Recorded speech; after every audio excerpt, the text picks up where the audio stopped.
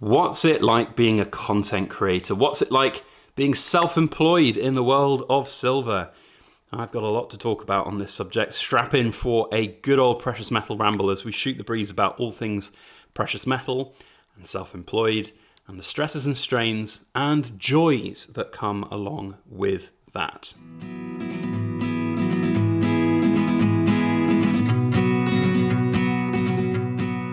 Hello everybody, Backyard Bullion here. Welcome to another Precious Metal Ramble. I want to talk a bit today about being self-employed, in the sphere of bullion, whether it be poured silver or the bullion intermediary services that we do, or YouTube, just some of the trials and tribulations that go around with being self-employed and what it's like, and whether or not it's something that I would recommend to friends, family and countrymen if you were so inclined to try and give it a go. We've got quite a lot of beautiful bits of poured silver out here. I'm just in the final stages of sorting out our 100 gram bars for the Silver Forum. Watch out for a post on those in the not too distant future. And our annual release of our 100 gram bars, they are limited to just 25 pieces. I'm going to be polishing up some of those today as we talk a little bit about self-employment in the sphere of influence of the world of silver and YouTube. I've got my lovely YouTube neon light here, which I got for free from YouTube. It's amazing. I've made it as a YouTuber, that's for sure. You get a cheap plastic neon light from YouTube, you know that you've made it. But it is an interesting sphere of influence, and it's certainly something that I have a fair amount to say about. And I guess we'll talk a little about social media as well. So strap in, it's going to be a bit of a fun kind of ramble, talking about this whole industry, what's good, what's not good, some of my trials and tribulations, some of the things that I really don't like and also like about being self-employed. So if you want to share your thoughts and opinions, it'd be great to hear what you've got to say down below.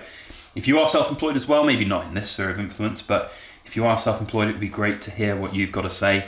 And let me know your thoughts on our ramblings and let YouTube know whether you like it or not. So, what's it like being self-employed? It's hard, first of all, but it's also one of the most rewarding things that I personally have ever done.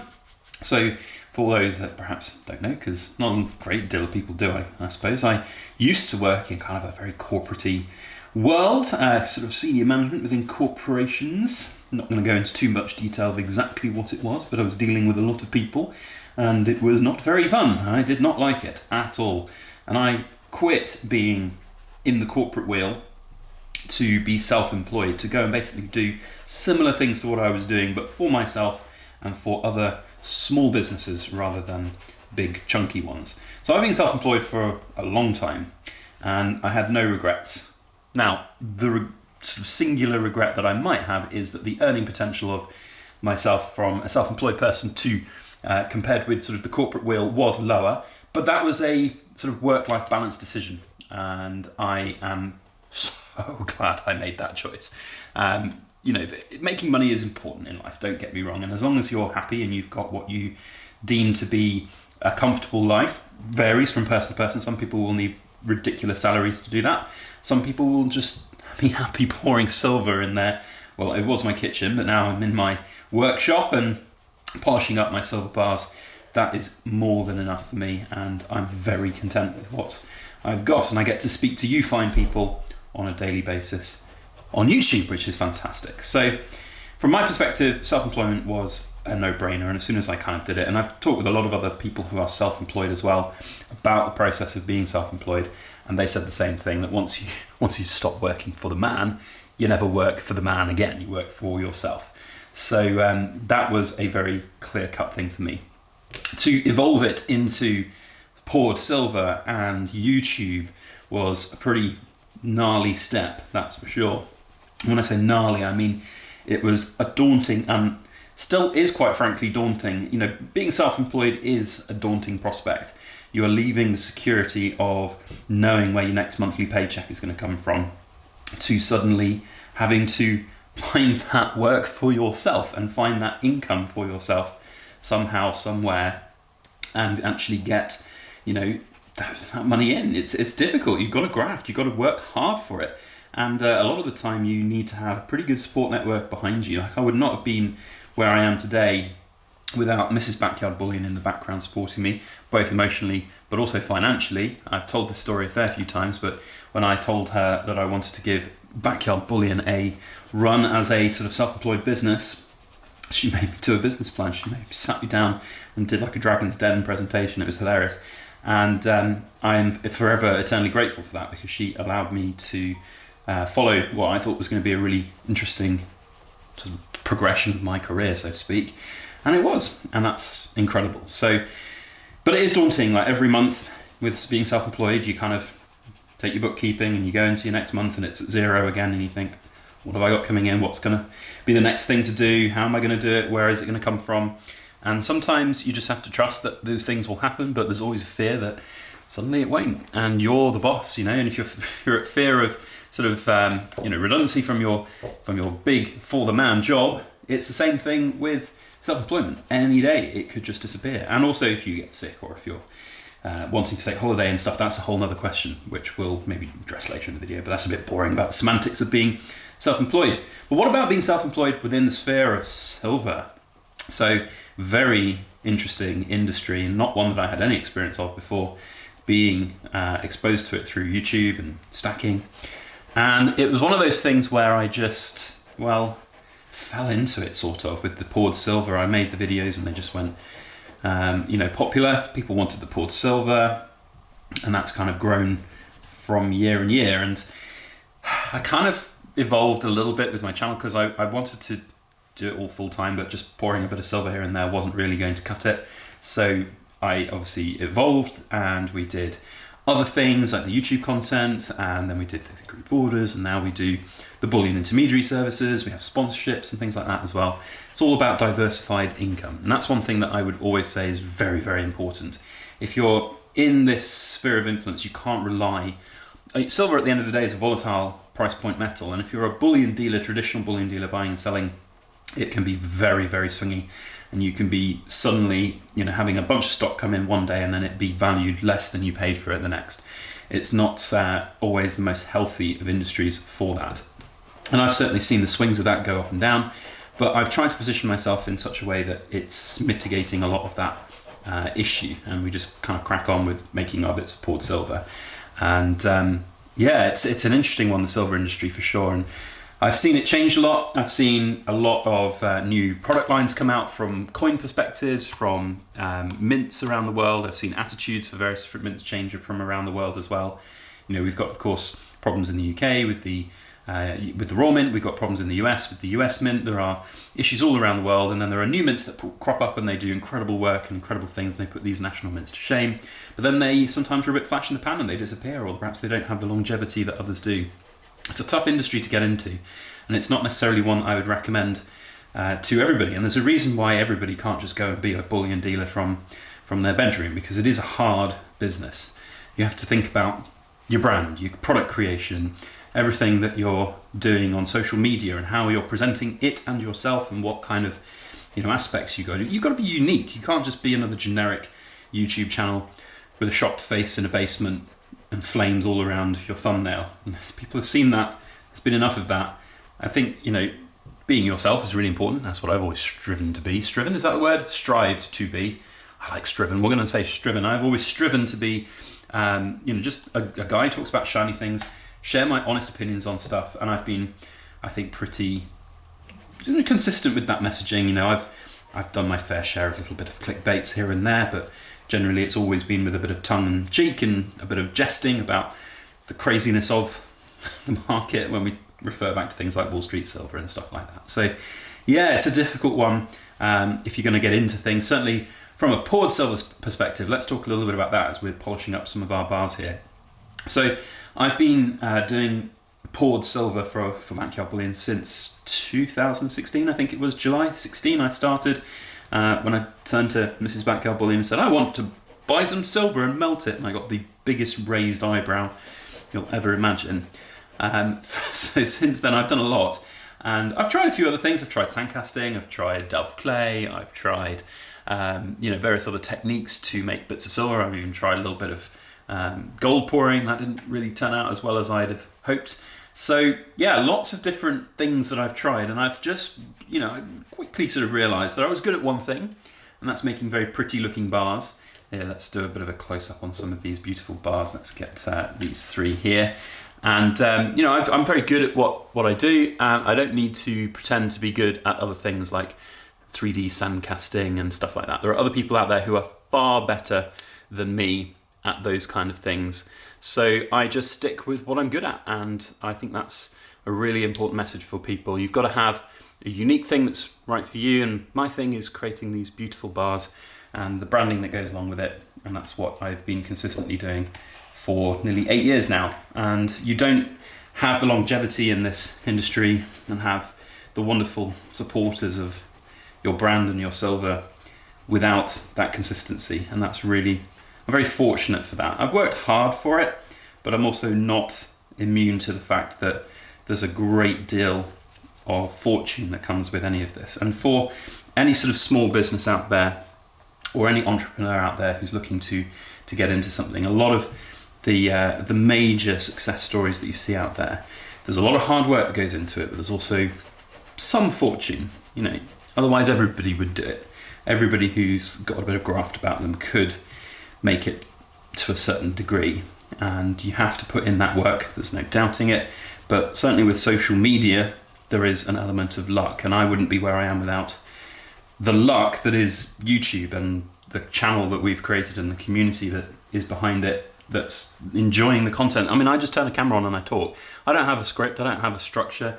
You know, we're what, 12 minutes in here, and I have still no idea really what I'm doing here on YouTube, but I enjoy talking, and I enjoy talking at the camera. I've got a lot to say about the industry, about the world of silver and gold, and you know, it's a fun process to do. And so that brings me on to another point, actually, if I'm talking about sort of creativity and enjoyment factor. So self-employment gives you avenues and opportunities to be exceptionally creative. You have to be creative, you have to be dynamic, you have to sort of stand out from the crowd in a way if you're going to be in a crowded industry, in a crowded space. And from my perspective, the creativity outlet is one of the most invaluable things that I've ever got from self-employment, but most specifically content creation and product creation. Being able to be creative is so cathartic, it's so beautiful, and I can't express how much it's changed like my mental health side of things. I don't often talk about mental health because it's one of those sort of taboo subjects on YouTube. You often don't. I remember doing a video for some like charity mental health bars that we did with Bullion, and you know, at the time we were releasing videos, and they were even like videos on our Port Silver products, which are not necessarily the most popular videos to put out, but we were getting still, you know, 4,000 views a video at that point, and we put one out and it got like 200 views. Because YouTube basically shadow banned it because we were talking about mental health and a mental health charity, which I thought was crap. I remember jumping onto a live stream about an hour in after it got 8 views, going, something's happening, this is not fun. But anyway, mental health from that side of things. You know, the reason I left my kind of corporate whale job was because I was feeling pretty crap about that whole job and that whole world and life, and I'd seen and heard some really crappy things from various different people and companies and managers that I had to deal with, and I just didn't enjoy it. I really didn't. I was going to work and I was sitting at my desk going, I don't want to be here, I really don't want to be here, which was the catalyst for me eventually stopping doing that and leaving.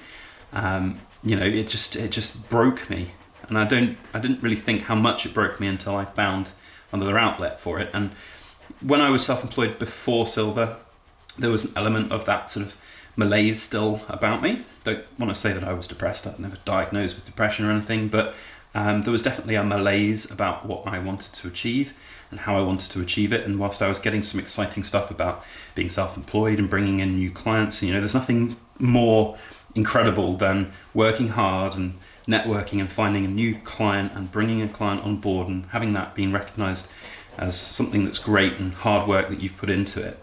But still, it was in that same sphere of influence, and I just was like, I'm fine. It's not setting my soul on fire. And then when you find something that's a creative outlet, like pouring silver and talking on YouTube about things that make you interested and passionate, then, you know, it just clicked, and I just love it, and I will not go back. I certainly wouldn't have to struggle to get back into that corporate world.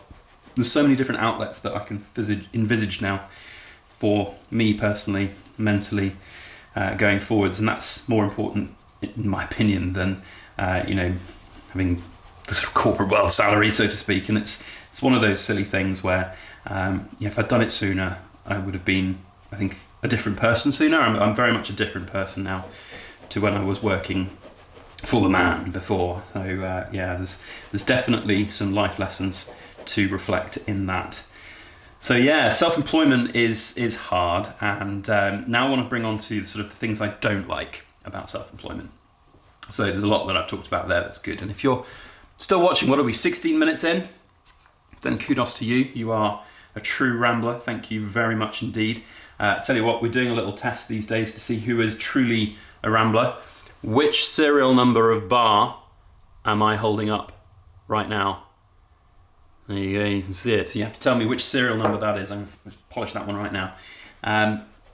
Yes, what was I saying? Things I don't like. Right, I don't like self-employment. Got the uncertainty side of things. That kind of brings a little bit of fire to you to actually get your arse in gear and set a light underneath you to do it. But from a self-employment point of view, I don't like the paperwork. There's a lot of paperwork. You have to do things right. You can't skip things. It's all on you. There's no one else to fall back on and blame. So you have to do it right. You have to get your taxes in order. You have to get your bookkeeping in order. And that's an ongoing battle. You get it done 1 month and then you have to do it the next month and the next quarter, and then you've got your tax returns and everything. And it's even more complex when you've got personal investments and business assets and everything. You have to have a very clear separation of church and state when it comes to those things. So that's a slog, but it's kind of cool to do it. Even if you do it yourself or via an accountant, you still have to kind of provide a lot of that data if you have an accountant. So it's kind of cool to do it, and it's nice to see the rewards at the end. The other thing that I don't like, though, about the sort of silver side of things is, of course, its volatility. It can be very volatile, and there's a reason I could have, and there was a point where I was very close to actually sort of taking off as a full-on bullion dealer, so to speak, buying and selling. But then there's a whole world of sort of taxation and VAT and sales taxes to factor in, and I was just like, do you know what? I quite enjoy what I've got, and I don't want the stress of something bigger. So I'm quite happy with the small outfit that I've got, and so I didn't go any bigger. But the stress of it is a thing, and the stress of content creation, that's also a thing. So let's talk a little bit about YouTube.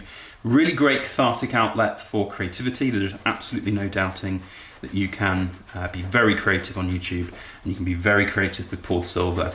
But the social media side of things is not great. I don't enjoy social media generally, which comes as a bit of a strange thing to say from somebody who's got a YouTube channel with 63,500 subscribers. I don't like the world of social media. It's changed a lot in the last 15 years since its outset, where it was something to just convey things to other people in an entertaining way. Now it's very much got an agenda behind it. Every single thing seems to have an agenda behind it at the moment, it seems. I don't like that. I don't like the pressure of social media comments. I don't like drama. I just find it really difficult to keep up with everything. So there's so many different social media outlets, and the fear of missing out is a definite thing. And there was definitely a point in my life where I was like, with the sort of YouTube side of things and managing it, where I had to be involved with anything and everything, and I was feeling very missed out if I wasn't. And so now I just don't care. It's a click in your mind. You just got to get to a point where you just don't care. You just have to just do what's right for you, what's right for you in your sphere of influence, and enjoy that, and don't worry about everything else around you. You can't keep up with everything. It's impossible.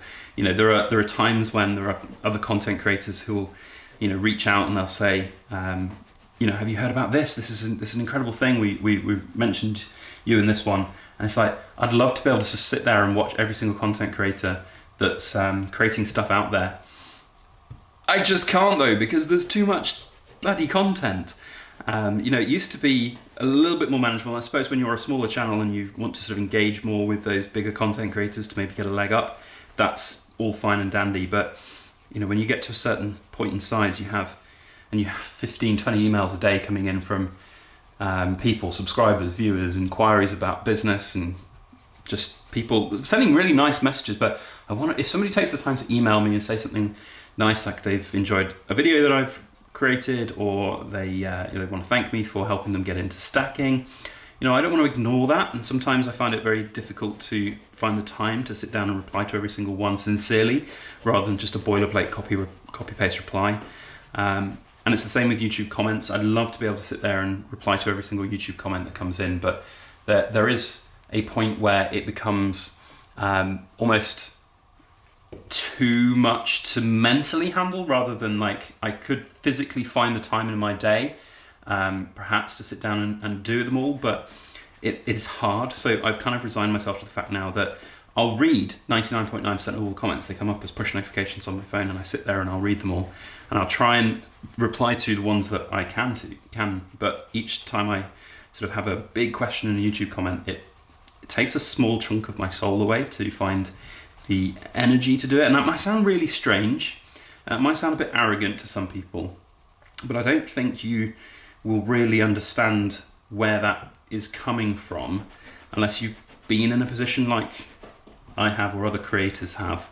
It takes its toll, it does, and I don't take it for granted. I take every single one of my subscribers and customers and people who follow what we do and enjoy what we do very seriously, and I enjoy having that fan base. But at the same time, it's like this pseudo fame that I don't necessarily enjoy. At the end of the day, I'm just a private guy who likes to talk about silver and things, and there's other channels who are less private and they have face reveals, and everyone will know their full name and often where they bloody live, which is a dangerous thing. But I'm a very private person, and I think that's really important. And I have been asked a number of times by people, will you ever do a big face reveal at 100,000? And I don't think I will, because I quite like, and I also have a face for radio. The reason why I'm doing a faceless kind of podcast episode, and I realise we're now 22 minutes in. This is one of the longer BYB rambles, but you know what? Solid. Well, let's go for 30 minutes and see what YouTube says about a 30-minute video. Because we're nearly done on these 100 gram bars, and it'd be nice to polish them all with you all here. So I don't like social media. I don't enjoy the sort of FOMO of it. I don't enjoy the hype and the craze of it too. If we're talking about things I don't like, that hype and craze, bringing me full circle back round to sort of the hype and craze of silver conspiracy theories and silly people talking about squeezing silver, and the one thing that really grates my wheels, is that a word? Grates my wheels? No, grinds my wheels, there we go. I make up phrases all the time. Is the idea that you can just joke your way through the rules and regulations. Oh, I lost all my silver in an unfortunate boating accident. Yeah, good luck with that when, the powers that be have investigated you for tax evasion or whatever other financial fraud that you are committing by not doing everything above board, and then they find your stash of silver somewhere in a safe in your house, or they find a bank account that's got £50,000 in it that you can't account for without the sales of your silver and gold, and then you have to pay a bunch of tax, fines, and potentially go to prison. Good luck with that. I just don't get it. I don't know whether it's just all tongue-in-cheek, but I genuinely think there's a lot of people out there who just think there are no consequences for these actions, and so they just sit there and they make jokes about it. And I don't like that. Like, I'm pretty serious. I do everything above board, and it's like if you see someone going, "Oh, just don't pay your taxes," it's like, sure, don't pay your taxes, and then get investigated for tax fraud, and get fined, and go to prison. You win a cookie from your jail cell. Well done. Just doesn't make sense to me. I don't understand it. Maybe I'm just being middle-aged and sort of stupid about these things, but you work hard and you do things the right way, and then you see people flagrantly just going, and whatever, it's just a joke. It's like, yeah, okay, sure. Thumbs up to you, my friend. And then I get accused of being the conspiracy theorist, or I don't get accused of being the conspiracy. I get accused of being the CIA shill, or the bankers shill, or a pawn for the government because you're paying your taxes. You try not paying your taxes. See how that works for you. Very, very different from the real world. So anyway, so that pretty much sums up all of the things I maybe don't like about the world of social media. There are some good things about social media. So whilst I say it's very difficult, I find it difficult to reply to everybody sincerely. I have to find the time to sit down and do it. I do try, because when somebody's taken a moment to, and it really boggles my mind when, you get people from all around the world who will email in going, I have X amount of silver because of you. You're the reason I started, and I have this, this, and this, and I just want to say thank you. They're not asking for anything; they're just saying thank you. It kind of boggles my mind, really. The stats of what we've achieved here on the channel is pretty cool. We've got like 11.5 million views, something like that, 11.2 million views, something like that on our channel. We've got one video with like over 900,000 views, and at its current tick over rate, it's going to be near 1 million by Christmas, I reckon, which is incredible. 1 million views on a single video. It's mad. Well, you'll have to excuse me there. It probably would have been a shrewd idea to check how much memory space was on my card in the camera before I started talking for near 30 minutes. What was I saying? I can't even remember because it's been like 3 minutes since I stopped. So I'll just maybe start wrapping up and doing the outros. So thank you is, I guess, one of my messages to everybody out there for your support of what we do. I love it, and it really is, whilst there's some stresses and whilst there are things I don't like about being self-employed, they pale into insignificance compared with being employed and the stresses of that. And I'm very lucky and very fortunate to be able to do what I do, and that is in great deal part to all of the people, especially to you people right now who are watching still 30 minutes in, or however long the timer is. I've lost the timer on my video now. So you guys rock, and I can't thank you more from the bottom of my heart for your incredible support.